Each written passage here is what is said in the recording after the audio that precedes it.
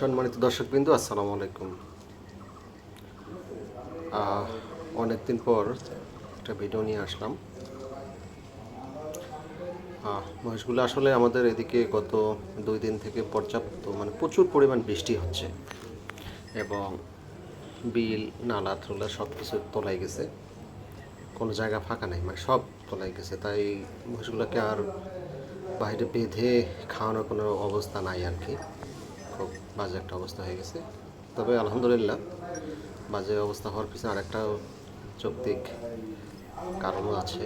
বৃষ্টির দিন, আর 2 নাম্বার হচ্ছে এটা আল্লাহর আসলে একটা নিয়ামত, কারণ প্রচুর পরিমাণ দেশি মাছ পাওয়া যাচ্ছে।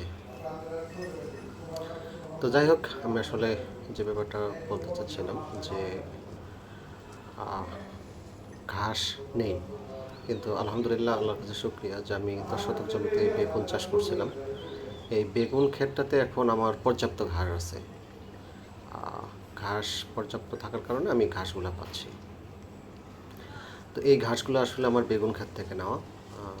10 মিনিট যদি আমি ঘাস তুলি তাহলে আসলে 2টা মহিষ খাই শেষ করতে পারে না, এত পরিমাণ ঘাস আছে আর কি। তো দেখতেই পাচ্ছেন ঘাসগুলো বড় বড় ঘাস, দেশি দেশি ঘাস বলতে একবারে অরিজিনাল যে ঘাস সেই ঘাস। আর এই ঘাসগুলো নিয়ে আসি দেখুন। আর এখন কথা হচ্ছে যে আপনারা আমার মহিষগুলা আমি সবসময় দেখি, এই জন্য কীরকম পরিবর্তন হচ্ছে সেটা আমি আসলে তেমন একটা বলতে পারি না।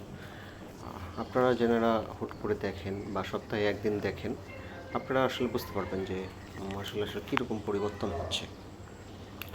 তো আমি আপনাদেরকে বলতে চাচ্ছি যে আপনারা একটু আমাকে অবশ্যই জানাবেন যে মহিষগুলো পরিবর্তন হচ্ছে কিনা। আর দ্বিতীয়ত হচ্ছে আপনারা যেনারা মহিষ সম্বন্ধে ভালো অভিজ্ঞতা আছে এবং মহিষের খাওন বা গরুর খাওন সম্বন্ধে ভালো অভিজ্ঞতা আছে, কী পরিমাণ ভিটামিন বা কী ভিটামিন খাওয়ালে আসলে আমার মহিষগুলা আরও মোটা তাজা হবে এবং আরও হাইটটাও লম্বা করা যাবে, অবশ্যই একটু আমাকে জানাবেন। যেহেতু এগুলো আসলে বিক্রি করতে হবে বা বিক্রি করব আমি, সেহেতু এগুলোকে যত মোটা তাজা করা যায়, কারণ ওগুলো অলরেডি 2 দাঁত চলে আসে। তো দাঁত যেহেতু আসে সেহেতু এগুলোকে মাংসের জন্যও রেডি করতে হবে এবং গাভী হিসাবেও রেডি করা যাবে আর কি। তো অবশ্যই আমাকে একটু জানাবেন যে কি ভিটামিন প্রয়োগ করলে এগুলোকে আসলে আরও মোটা তাজা করা যায়, কিন্তু ইনজেকশন ব্যবহার করব না, কারণ হচ্ছে এগুলো মানুষ খাবে, এটাই হচ্ছে বড় ব্যাপার। অবশ্যই একটু ভিটামিন সাজেস্ট করবেন আমাকে।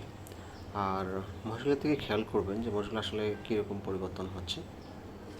আর আসলে আমি আজকে মহিষগুলোকে গোসল করাইনি, গোসল না করার কারণে মহিষগুলোর অবস্থা আর কি এরকম।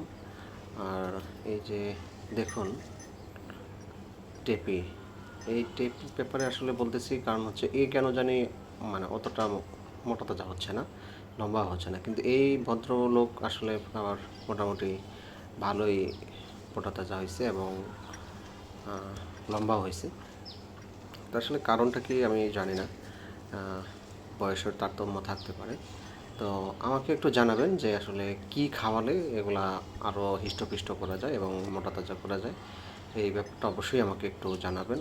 কারণ হচ্ছে আমি যেহেতু এর আগে কখনো, এতদিন তো আমি শুধু পালছি মহিষগুলো, ওইভাবে রেডি করার জন্য চিন্তা ভাবনা করিনি, কিন্তু এখন যেহেতু রেডি করবো সেহেতু আমাকে এগুলো নিয়ে একটু চিন্তা করতে হচ্ছে। আর পাশাপাশি আর 3 মাস 4 মাসের মতো সময় আছে আমার হাতে, এই 4 মাসের মধ্যে আসলে মহিষগুলোকে রেডি করতে হবে।